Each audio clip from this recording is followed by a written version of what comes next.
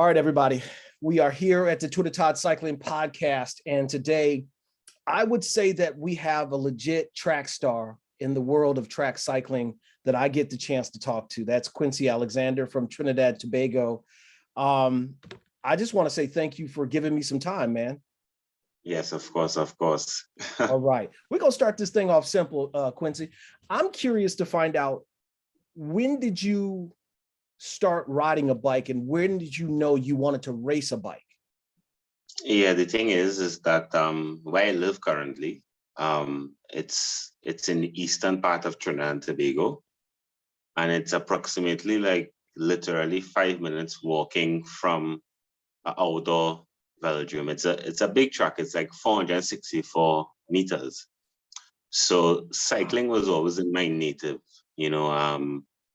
But before cycling, for a short moment, I joined a local cricket team. Not sure how many of your audience know about cricket, but it's something that's similar to baseball. Yep. But I joined like a local cricket team because my dad always wanted me in cricket. However, that was never my calling. I was never interested in that. And I can remember I was about 6 years old, I think 6 or 7. This was probably like in November of the year 2002 or 2001. I decided to, I actually got the opportunity to actually start training and to actually start riding my bike again in the velodrome that's really close by. So I always would go to the track, look at the sport, because there was always racing close by, especially for most of your audience might probably know of the big Easter Grand Prix cycling meet.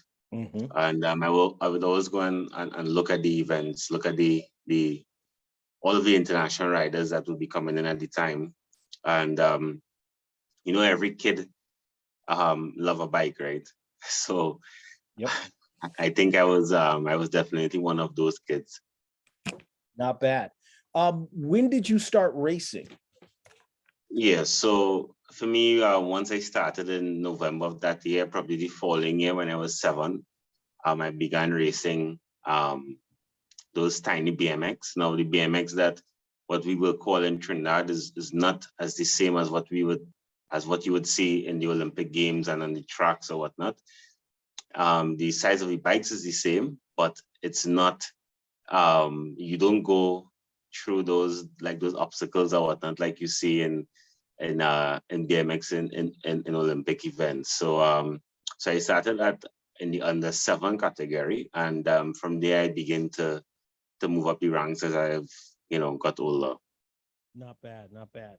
When did you do your first official track racing race?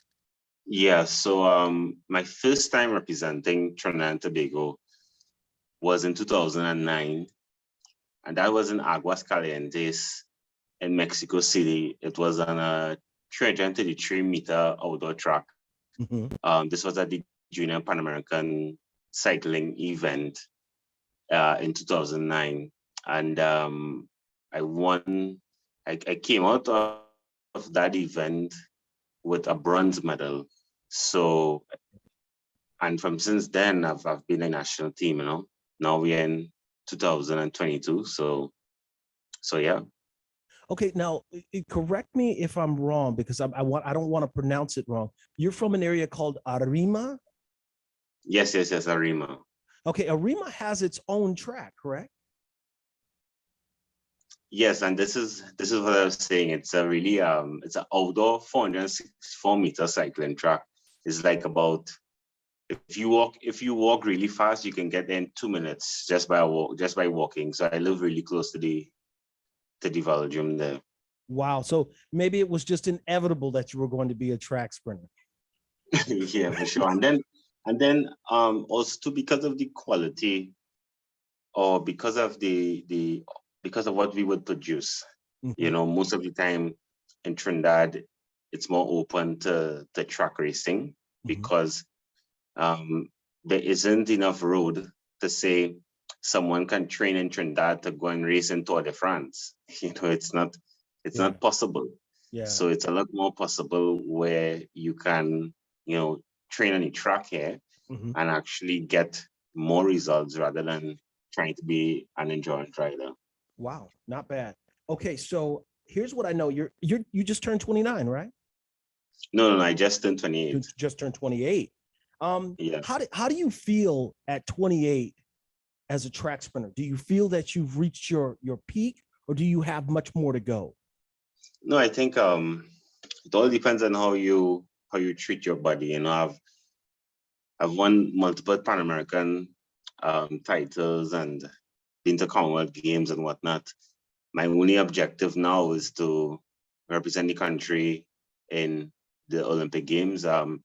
Unfortunately, there was a good opportunity for Tokyo, but it really got messed up, especially with the coronavirus and all those different things, because of the various lockdowns that we would have had, Mhm. in the past 2 years, not being able to use gyms or train as you would like. It really had a very adverse effect on athletes that would have been based home in the country.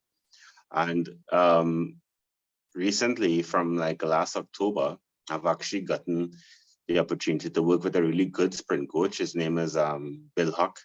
He's from Germany. He's Mhm. really good he's really respected in the track cycling world. Mhm. And I've begun working with him, so I'm excited to see how things unfold moving forward. It hasn't been 6 months as yet. We have been working hard, and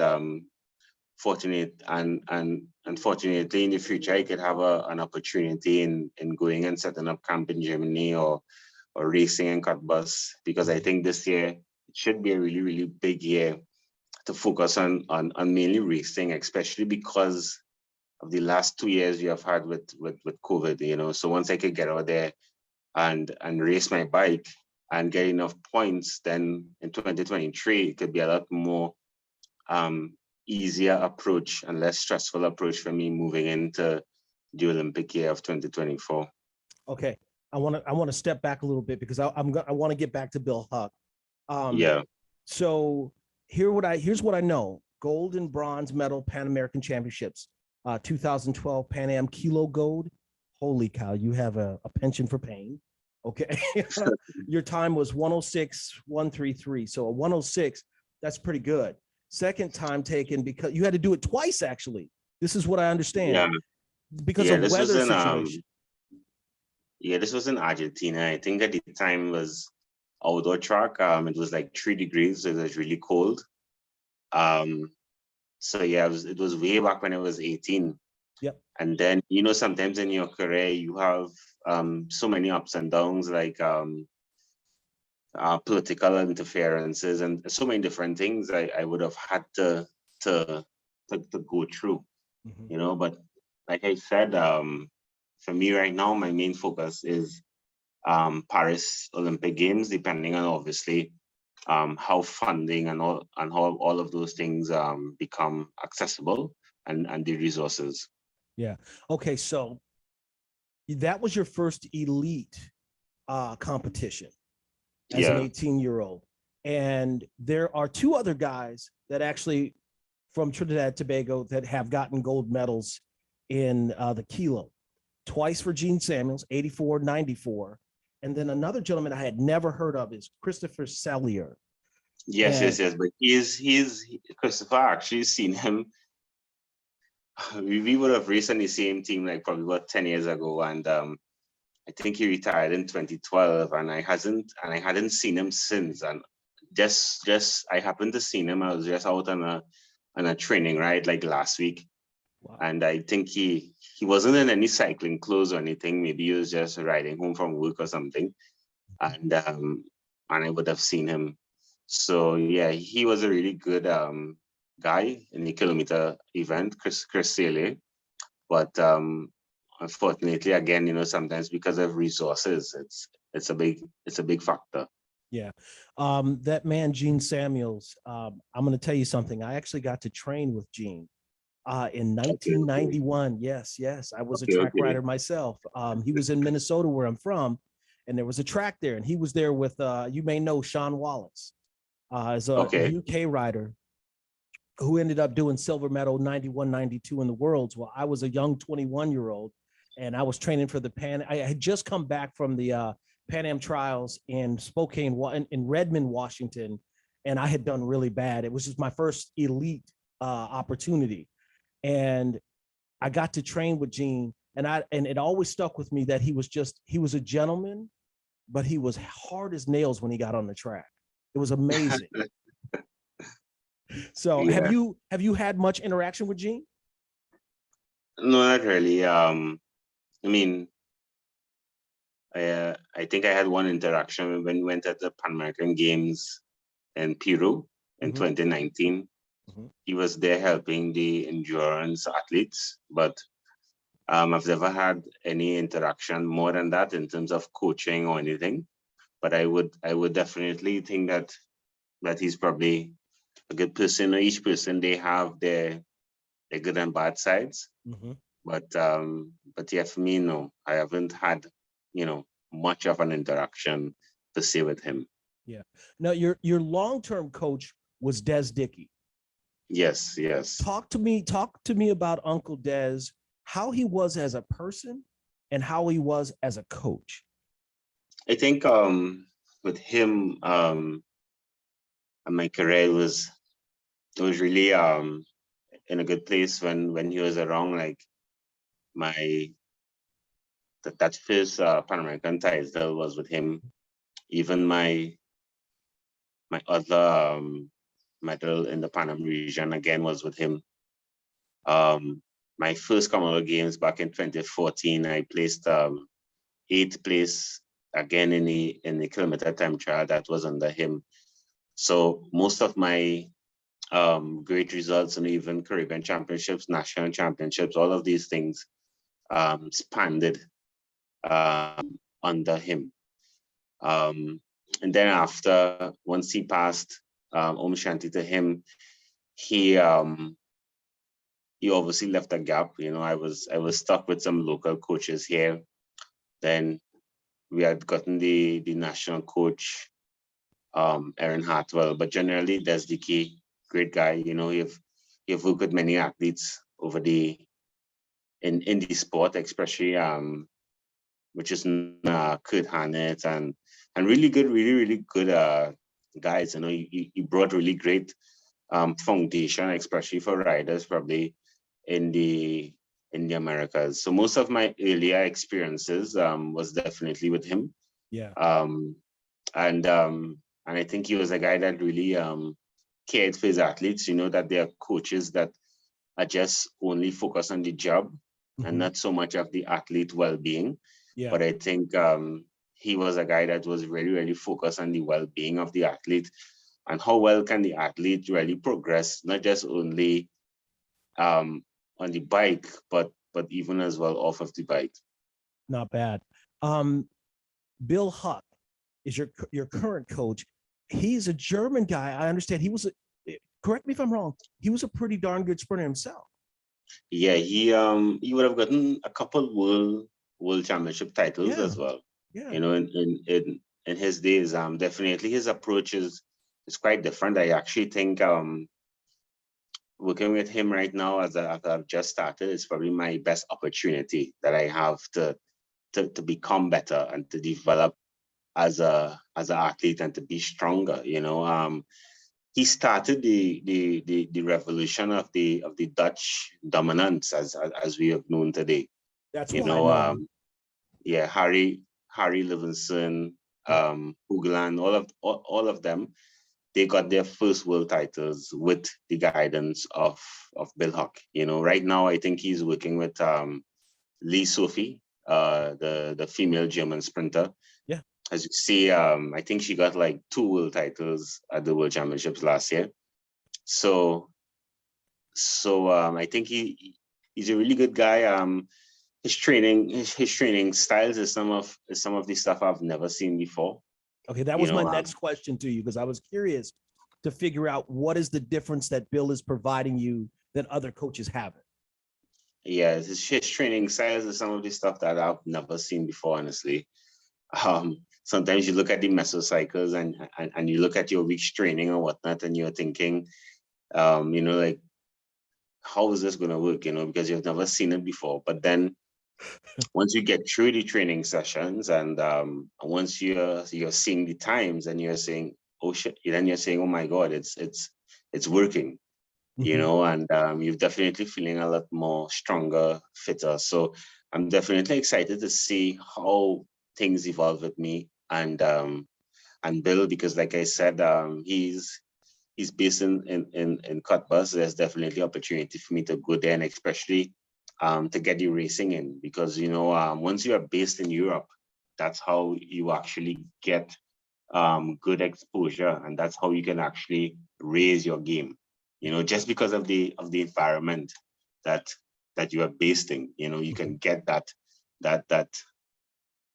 enhancement in your career. So I'm definitely looking forward to that in the future, God willing. And yeah, Bill and I has been working really closely, and I'm thankful that he definitely had agreed to work with me and agreed to coach me.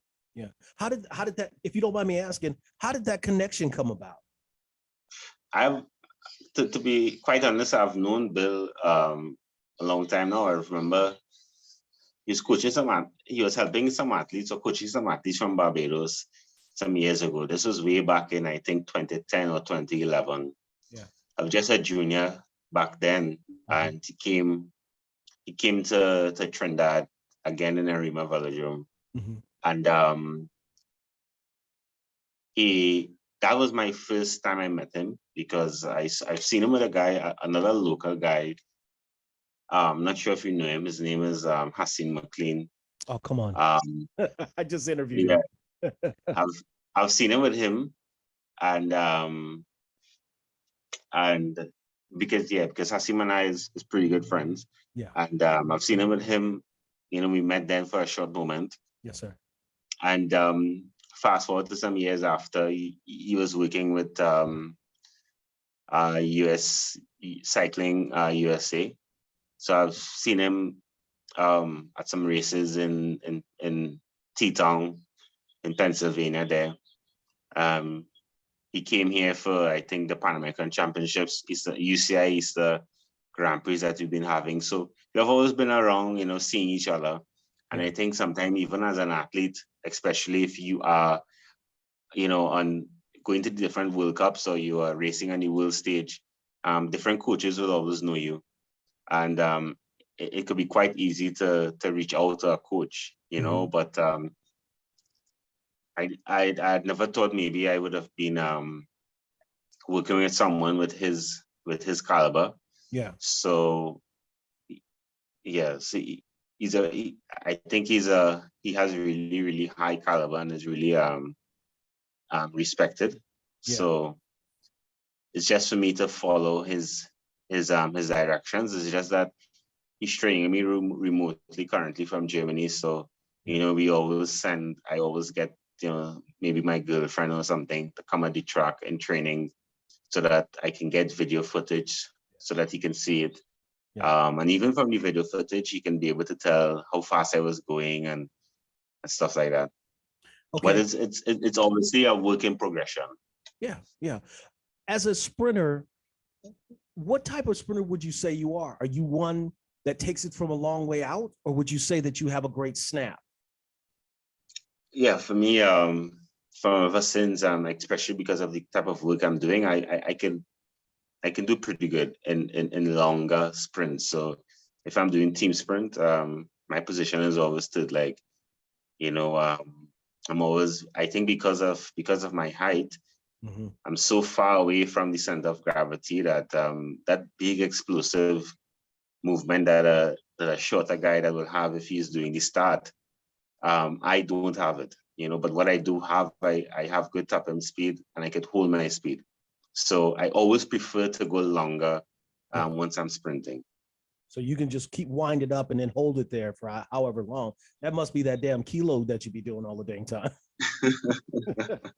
Yeah, most definitely. What, if you don't mind me asking, some people hide this quite, how would I say it, to their chest. They hold it tight to their chest. What would you say your fastest 200 is? I saw that you did a 10.4. That's smoking. What's your fastest 200 No, that you've done? it was 9.6, but Wow. Are you kidding me? yeah, but yeah, this was in 20. It was 2019. But yeah, but it was pretty fast track. But I had some technical difficulties with my bike. You know, I could have definitely gone faster. What happened? Because of my height, and I had some extensions done in terms of my front end of my bike, Yeah. and putting it on the jig to measure. I was sort of like some inches or centimeters longer than it should be. Mm-hmm. And last minute, just as I was about to actually race, I had to pull my handle into me. So it was really uncomfortable for me to race. I had good opportunities at that Pan American Championships, but because of technical issues, it was really bad for me. So I actually had to do that whole flying 200 seated, so it was really uncomfortable. It was really, something that I definitely wants to forget. Mm-hmm. But all of these things, I look at it as you know, as in any career or as in anything that you are doing, there Yeah. are obstacles, but still I am on the road to accomplishing one of my major goals in my career. Well, you're still young. That's the thing that's Yeah, cool about yeah. it. So you've got And time. like I said, it's really how you take care of yourself. I remember I went to the World Championships, my first World Championships as an elite in Melbourne, Australia. Mm-hmm. And I remember meeting Sir Chris Hoy at the time.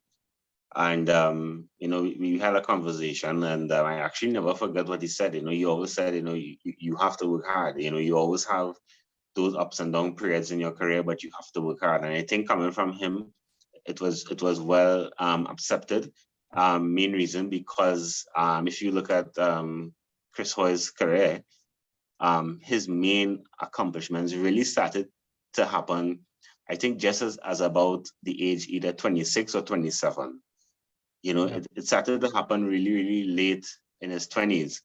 But then once it started to happen, it was almost impossible for anyone to beat him for almost 8, 9 years. Even he ended his career at age 36 being an Olympic champion. So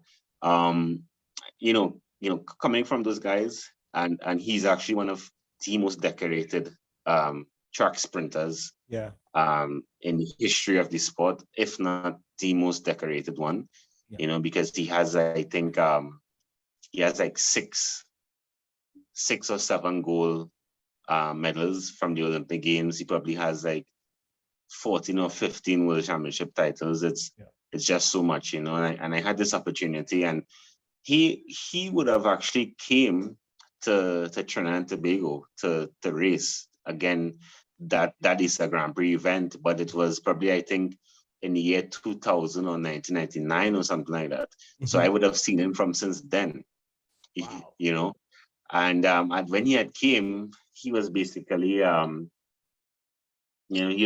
nothing, and then when I saw him again at the World Championships, he was a really, really, really solid sprinter. Yeah. Yeah. Yeah. Not bad. Okay. So let me ask you this. What is your favorite event? I mean, would it be I'm asking this because I'm going to bring something up. Is it the Olympics? Is it the Pan Am Championships? Is it the national championships? What event do you find that really hypes you up? Because I'm going to ask you about the Southern Games. Yeah, for any athlete, as long as they are on a world stage, for any athletes, their dream is the Olympic Games. And I'm so focused on my sport and the Olympic Games that last winter, like in November, October, I actually had an opportunity to go to Winter Olympic Games in bobsled in February. I'm Wow. really good with the pilot in on our TNT team. I'm really really good with him, and he came from the UK. He was looking for some other guys to join in the team, and I told him, I said, I still have so much passion in the sport of cycling Mhm. that even if I go to the Winter Olympics, to me, I would still feel like a part of me is missing, because I had not yet achieved my ultimate goal of what I would like to achieve in the sport of cycling, because cycling is really where my heart is. I've done a lot in the sport, and I've sacrificed a lot, so that is how much important the Summer Olympic Games to me, especially in cycling, is to me right now. Not bad. So Okay. that is why I will prize that. Okay. That's fair. That's fair. The Southern Games. Now I know it's like the Olympics in the Caribbean. Yeah. Talk to me, because I know that you won 2016 the International 500. You got first in the sprints.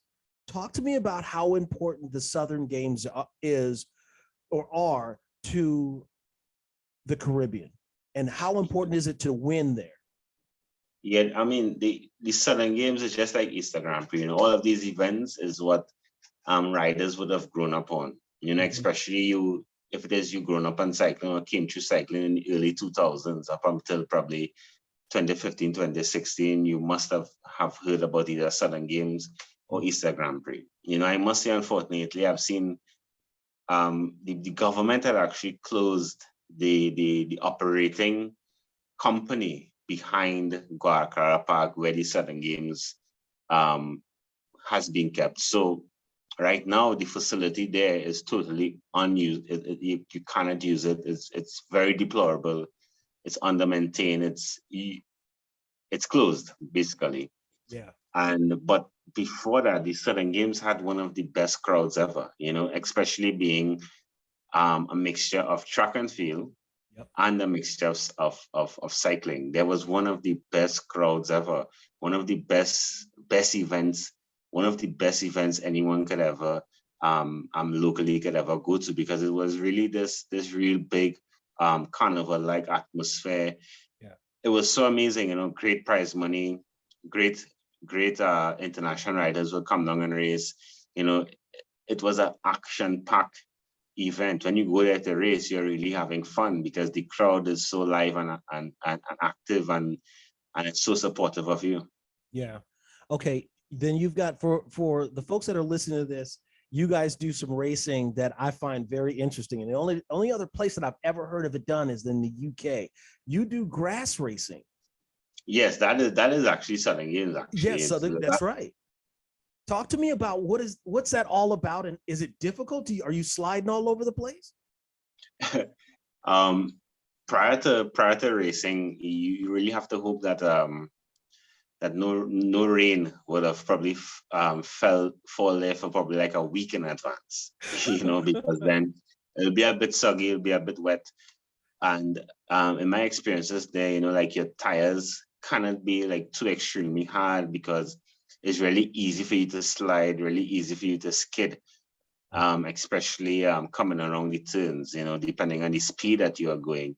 So you definitely have to have full control over your bike, but I mean, generally upside to it is that if you ever happen to crash there, you're definitely not getting really bad bad bruises. But the full experience was it was really nice. That was that era. I think in cycling in Trinidad and Tobago was. I don't think it may ever come back. I'm not too sure if those events would ever be like how it is or how it was back then. Even the Easter Grand Prix. I'm not sure if it'll ever come back to that. And I think it's mainly to what you invest into sport, which government is there investing into sport. If once it changes, and then once the the objective and the main focus of the government changes, it becomes a lot harder for not just cycling, but for athletes across in every different sport. Not bad. In 2013, you did the Grand Prix in Cuba. How was that? Yeah, 2013. That was my first time going to that race in Cuba. Yeah. I've never went to Cuba before, and I actually think it was a really good race.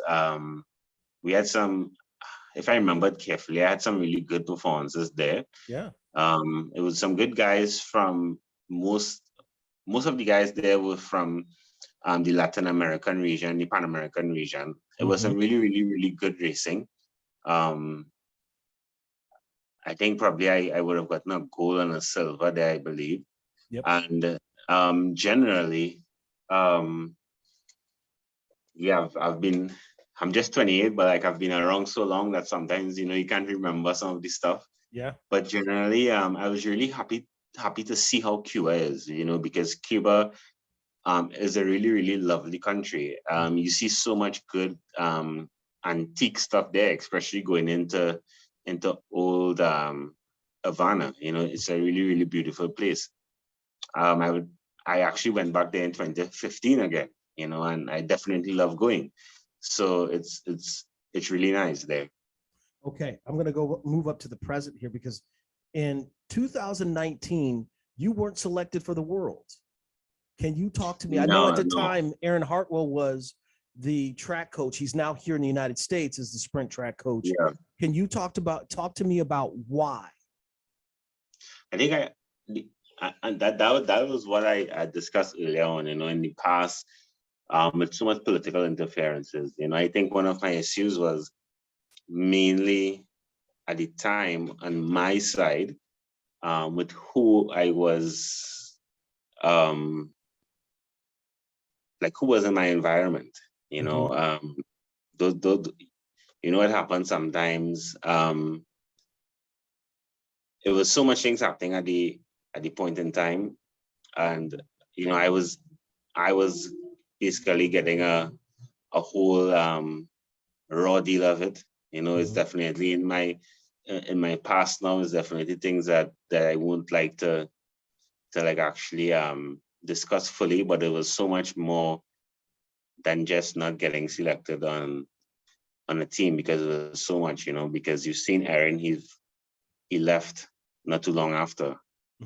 So it was a lot more and a lot deeper than just me in itself, Okay, so no Olympics. Two young men that went is Nicholas Paul, I believe, and Quincy. Please tell me if I'm saying his name right. Yeah, Quincy Brown. Quincy Brown. Yeah. And then in 2021, no Pan Am champs. What happened? Yeah, I was actually the reserve guy for the Olympic Games, but unfortunately, I got stuck in Trinidad. I didn't get the opportunity to go and train in another country because it was obviously difficult training here because again, everything was closed, everything was locked down, and initially it was said that I would be the reserve guy, and the opportunities to get to train, it didn't happen. So I moved forward to 2021, was working towards the Pan Am Championships. I had change of coaches too. I was working with this local guy here, and actually the guy that I was working with, I think being in his environment was bringing me a lot of negative energy from most of the cycling fraternity. And I had to get away from that. I had to move away from that. I had to bring in new energy in my career. Yeah. I'm not sure if you know Chris Gill or Christopher Gill. Yeah. But yeah, he was he helped me for a short period after that. But unfortunately, I was working towards the Pan Am Champs, and I was like a small crash on the track, and it slightly I had a slight injury on it, and I really didn't I felt the need to like really push it, because when they had the Pan Am trials early on in the year to select the team, I was the fastest rider there. I did qualify the fastest guy to be able to go to the Pan Am Champs. But then they had another trials again because the original date had gotten postponed. Mm-hmm. And at that moment was when I had slight issues. Started with coaching, and then a slight injury happened. But sometimes with the federation, they're sort of like not always information is readily available. So I actually had an opportunity to go to a Nations Cup in Colombia last year at the beginning of September, and I did the trials and I went it. I was able to race. It was good for me because it was my first race in almost 2 years. Wow. So it was I was just happy to race. I was nowhere close to being how I would want it to be because again of the training that I was doing. I was obviously thinking that this year would have been race, and because of the training I was doing, I was nowhere where I wanted to be. Mm-hmm. But just being able to get out there was good for me, and I think actually going to that race was where after that was where the opportunity to work with Bill Huck really came about and really came off the floor. So it was still something good for me, So I think with his guidance now, a lot is would be on the burner for me, and I should be moving along really, really smoothly. Not bad. Are you the type of athlete? Do you prefer to race a lot and race into shape, or do you prefer to train and then race? Yeah, I've for me, I love training. I was explaining to someone yesterday at the track. What I was telling them, I said, yes, racing is important. I prefer to race events that is worthwhile. I'm only racing events where I could get UCI points in. Sometimes the federation has like keep fit events going on now. I'm not going to race those because it's not going to do anything for me. It's not giving me any points. And the feel of the guys that is coming out, it's a lot better if I train. And I remember Des Dickey used to say, again, Shanti to him, he used to always say that tactics, race readiness, at the end of the day, it comes down to how fast you are. You get speed by doing the correct training. Once you are fast, you win. You can have all the tactics in the world. If you're not fast, you're not going to win. And you can enhance your confidence, especially in training, once you are hitting those targets. Once the training has been going well and you have been hitting the targets, your confidence levels is definitely getting high. It's definitely going up, and all I basically needed was that one event in September, and my next event now would be national championships in March. I'm going to get some points there, and then I'm looking at some other events in Europe, and then when I acquire enough points, because I think I just need like 80 more points. Once I get that, then it's the Nations Cup. But this year it's a big year because you have Nations Cup, you have Pan American Championships, you have Commonwealth Games, you have World Championships, and then you obviously have the various international UCI Grand Prix. So this is very important to go to, because like I was saying, it's so important because you want to go to these events where you can elevate and get your points quota. If you want to get as much points as you can in 2022, because it's this year is where the Olympic window will be opening. So once you get as enough points as you can now, then next year you can, focus better on more objective events, Yeah. Last couple of questions. Because I know you're a busy man. I do want to ask you about this because to me, the TNT team is the sprint team is chock full of guys that are freaking fast. I want to name off a couple if you don't mind. We've got Nicholas Paul, we've got Kwesi Brown, we've got Zion Pulido, we've got Karan Bramble, and then you've got Phillip. I mean, where, and of course Quincy Alexander. Where do you fit into that? Yeah, for me, I do mat sprint.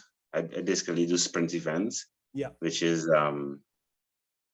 like when you look at the point system, you know, there's Nicholas Paul and then the other rider that actually has good contention of doing sprints, and who would be interested would be me.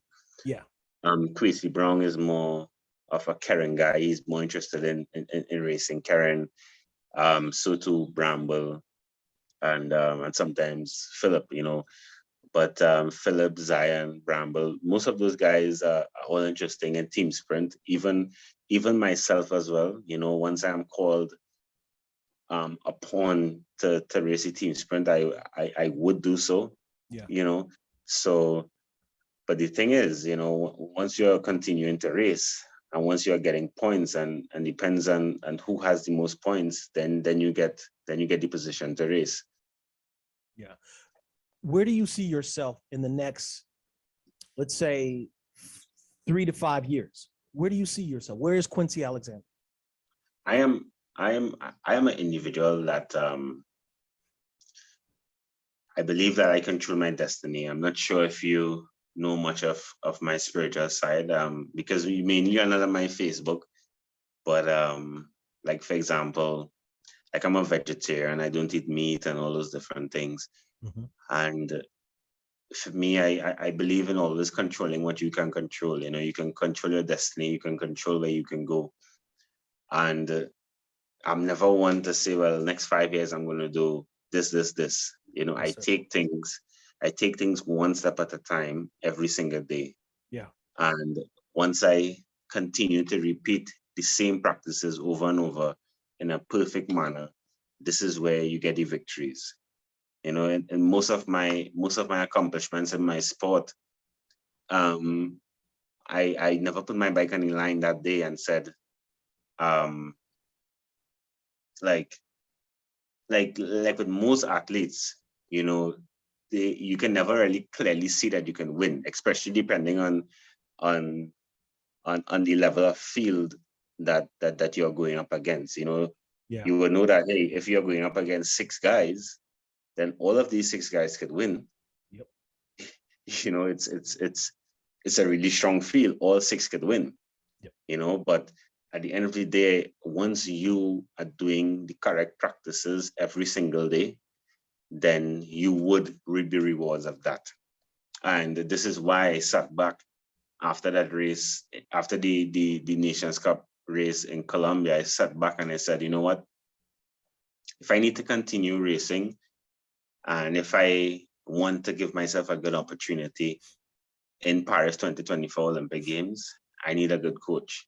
Yeah. You know, and I said, hey, I have to reach out to guys who I believe is good coaches and who I believe will coach me well. You know, sometimes a good coach is the first step, especially if the coach is well aware of the sport.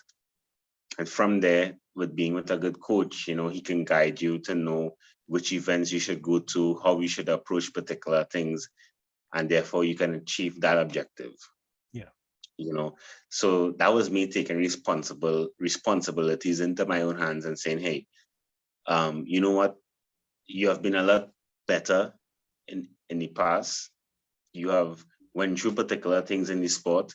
You have been associated with coaches and local persons who didn't have your best interest, and now you need to take control of that, because you are the one responsible for your career. And this is what I did, you know. So now I am definitely in a better place, especially mentally. Yeah. I'm ready to work. I'm ready to put all the effort that is needed, put in the training that is needed, and I'm ready to deliver on said. I'm ready to deliver results. You know, so So for me, in the next 5 years, once there's funding, once I am, because funding is a very, very important part of everything, because apart from sport, I also did exercise science in school. So it's definitely a dream of mine one of these days to coach athletes, train athletes and whatnot. But most importantly, yeah, for me, next 5 years, I would definitely love to be in the sport still, and like I said, it's definitely possible once you allow the correct persons to be around you. For me, sometimes most of it in the past, I believe I had the wrong people around me, but Yeah. now I have full control in what I'm doing. And yeah, most definitely having the correct people around you is important, and ensuring longevity in whatever you're doing, your team and who are around you is important. So um, and I do have that now. So I think I will definitely be in a good area, or in a good position in the next 5 years. Not bad. Okay, I do these quick shots, Quincy, and it's about just a quick answer. So I'm going to ask you a couple of questions and see where your mind's at. Okay. So Yeah. if Quincy Alexander had unlimited budget, what type of bike would you ride? And since you're a track guy, I'm going to keep it to the track. And what type of wheels would you put on that bike? I think I mean, for me, I currently ride a look R96. I definitely love the look bikes. It's really strong. It's really rigid. So I'll probably update it to the new bike, the T20. Yeah. And I'll probably remove the Karimas, probably put on some Campanogo wheels on there with some Dugas tires, and really have that full structure around me, and really get a good SRM, because SRM is really expensive. Yeah. So I'll definitely put that in. Okay, if there is a track in this world that you could ride and train on, what is that? Where is that track? And we're going to do a caveat here. Who would you train with if you could? And so you're speaking who in terms of riders, right? Yeah, just anybody that that you could ride. I'm bringing so and so along, or I'm going to meet him there. Who would you do? Yeah, I think most definitely I would definitely love to be um with the Dutch team. Those guys are really flying now. So there's no reason why I would say any different, But what I've noticed is that most athletes or guys that is in the sport, most of them, once you're working with a good coach, good system, basically do the same thing, but it's really that motivation and that courage and that guy who's really willing to put in the extra work, and not just put in the extra work, but the ones who have the overall support. Yes. This is why I really commend athletes in Trinidad and Tobago, again, not just from cycling, but especially, like, for example, our javelin thrower who gotten the gold medal in London and the bronze medal in Rio. You really have to commend athletes in Trinidad, because we perform mainly on just talent, mainly on talent. There's limited budget behind it. So the performances that you see is mainly talent. And this is why I really give our athletes so much respect, because, for example, I'm working with Bill. Bill is training me, but Yeah. I'm paying him out of my own pocket. I'm not, no one else is paying him for me, so it's basically out of my own pocket. So, and that is across the board in sports, especially in our country. Whereas when you look at, again, as the Dutch team, if you look at Harry, or you look at the guys from Great Britain or France, they have a full unit, that is around them, that is doing.